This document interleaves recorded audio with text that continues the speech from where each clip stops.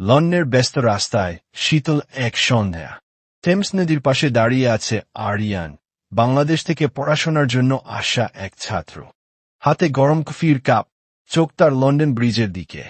অন্যদিকে আসছে এমেলিয়া, একজন ব্রিটিশ মেয়ে, যার হাসি অন্ধকার সামনেতেও আলো ছড়িয়ে দেয়।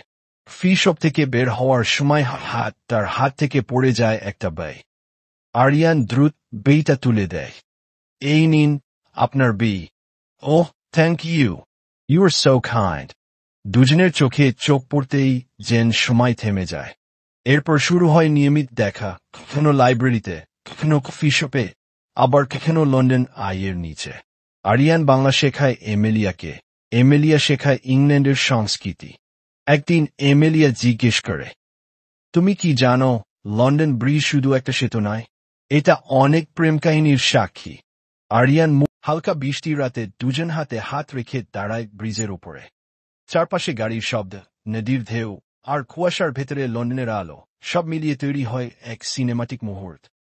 এমেলিয়া ফিসফিস করে বলে, আরিয়ান, তুমি কি জানো, আমি তোমাকে ভালোবেসে ফেলেছি।